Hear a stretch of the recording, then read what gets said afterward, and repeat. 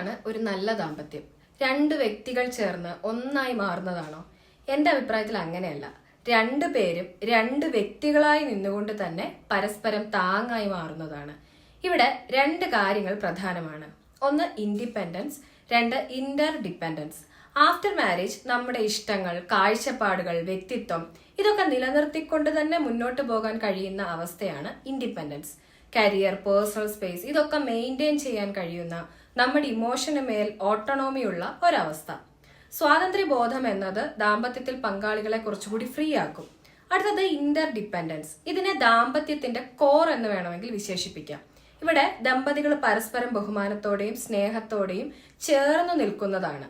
അതായത് തന്റെ പങ്കാളിയുടെ വ്യക്തിത്വത്തെ അംഗീകരിച്ചുകൊണ്ടുള്ള ഒരു പരസ്പര പൂരകത്വം. ഇവിടെ ഒരാളില്ലാതെ മറ്റേയാൾ ഇൻകംപ്ലീറ്റ് ആണ് എന്ന തോന്നലൊന്നുമല്ല, മറിച്ച് രണ്ടുപേരും സ്വയമേ കംപ്ലീറ്റ് ആണ്, സ്ട്രോങ് ആണ്. രണ്ടുപേരും ചേരുമ്പോൾ കൂടുതൽ സ്ട്രോങ് ആൻഡ് ബ്യൂട്ടിഫുൾ ആകുന്നു എന്ന തിരിച്ചറിവാണ്. ഇത്തരം ചേർന്ന് നിൽക്കൽ നമുക്കൊരു സെക്യൂർ ബേസ് അഥവാ ഒരു സുരക്ഷിത ബോധം നൽകുന്നു. അതുകൊണ്ട് തന്നെ രണ്ടുപേരിൽ ആർക്കെങ്കിലും എന്തെങ്കിലും ഒരു ഇഷ്യൂ വന്നാൽ അത് ഓപ്പൺ ആയിട്ട് ഷെയർ ചെയ്യാൻ കഴിയുന്നു. ഉദാഹരണത്തിന്, ഭർത്താവിന് ജോലിയിൽ എന്തെങ്കിലും പ്രശ്നങ്ങൾ വന്നു എന്ന് കരുതുക. ഇന്റർ ഡിപ്പെൻഡൻസ് ഉള്ള ഇടങ്ങളിൽ അത് ഭാര്യയോട് തുറന്നു പറയാനും ഒരുമിച്ച് ഒരു സൊല്യൂഷനിലേക്ക് എത്താനും ഒക്കെ കഴിയും. അങ്ങനെ അല്ല എങ്കിലോ അവരോട് പറയാതിരിക്കും, ഒറ്റയ്ക്ക് സഫർ ചെയ്യും, പിന്നീട് അതിന്റെ സ്ട്രഗിൾസ് എല്ലാം നേരിടേണ്ടി വരും. നമ്മുടെ പങ്കാളിയുടെ വ്യക്തിത്വത്തെ അംഗീകരിക്കാനും അവരുടെ കഴിവിൽ വിശ്വസിക്കാനും കഴിഞ്ഞാലേ നമ്മുടെ വൾണറബിലിറ്റീസ് അവരോട് തുറന്നു പറയാൻ കഴിയൂ. അല്ലെങ്കിൽ നമുക്കുണ്ടാകുന്ന കുറവുകൾ പറയുന്നത് വലിയ നാണക്കേടായി, കുറച്ചിലായി, അല്ലെങ്കിൽ അഭിമാനക്ഷതമായിട്ടൊക്കെ അനുഭവപ്പെടും. മറ്റൊരു ഉദാഹരണം എന്നത്, ഭാര്യ തന്റെ ജോലിയിൽ നല്ല നേട്ടം കൈവരിക്കുന്നു, കരിയറിന് വേണ്ടി ഹാർഡ് വർക്ക് ചെയ്യുന്നു.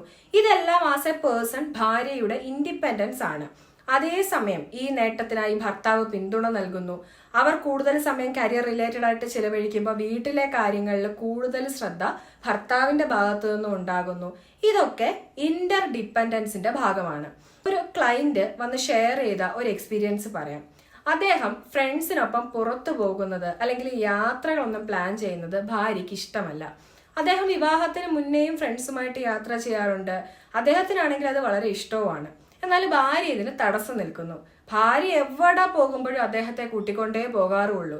ഇവിടെ നടക്കുന്നത് ഒരു കോ ഡിപ്പെൻഡൻസിയാണ്. അതായത് ഭാര്യ ഭർത്താവിനെ അമിതമായിട്ട് ആശ്രയിക്കുന്നു. എവിടെ പോകണമെങ്കിലും ഭർത്താവിനെ കൂട്ടുപിടിക്കുകയും അല്ലെങ്കിൽ അദ്ദേഹത്തിന്റെ സാമീപ്യം ആവശ്യപ്പെടുകയും ഒക്കെ ചെയ്തുകൊണ്ടിരിക്കുന്ന ആളാണ് ആ ഭാര്യ.